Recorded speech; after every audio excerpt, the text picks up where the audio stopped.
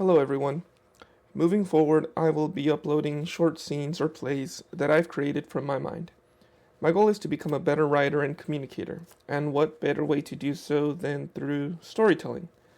Note, these scenarios are works of fiction.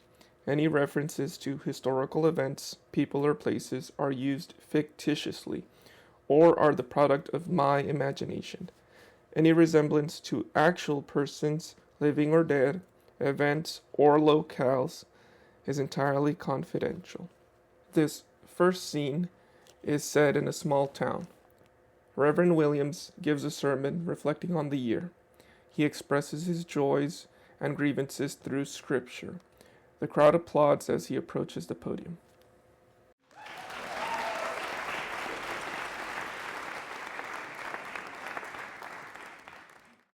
Thank you everyone for coming here today. As the day of the birth of our Lord and Savior Jesus Christ approaches, I wanted to take some time to reflect on the year. I try my best to keep up with what's going on in my neighborhood and in the world. Sadly, I have come to observe that many of us continue to stray further and further away from genuinely loving God. Many people now seem to be children of God in name only.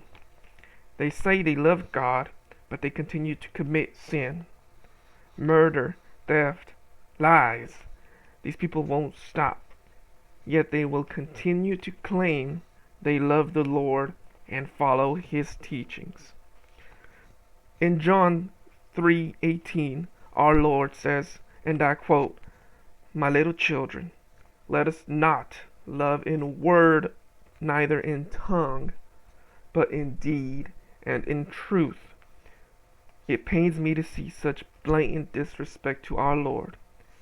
But even sadder still, many of us will defend them simply because they're our own family, our own friends, and members of our community. Simply because they claim to be God-fearing folk. Now in Proverbs 12:22, our Lord tells us, and I quote, "Lying lips are an abomination to the Lord, but they that deal truly are His delight."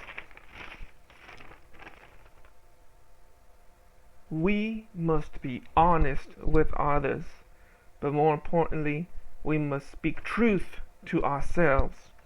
As James 1:22 through 1:27 states, and I quote, "Be doers of the word, and not hearers only, deceiving yourselves.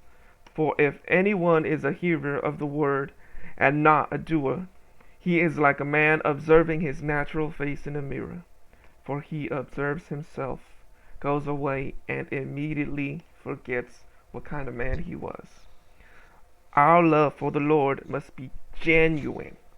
We must practice what we preach daily, not when it is simply convenient for us to do so. None of us are perfect. I'm not perfect. I've had my fair share of struggles in my life too. But I am fortunate to have had genuine people around to surround me with the love and embrace of Jesus Christ. I know how difficult it is to spread the love of God and rescue these straying from His path. But this is a mission God imparted on me that I wish to bestow onto you. The Lord tells us so in Galatians 1:6, quote, "Brothers and sisters, if someone is caught in sin, you who live by the Spirit should restore that person gently." Ladies and gentlemen, we must do right by our Lord. It's never too late to start. So what better day to do so than today? Let us ask our Lord for forgiveness. And let us pray for nothing but the best for us to come this upcoming year and further beyond.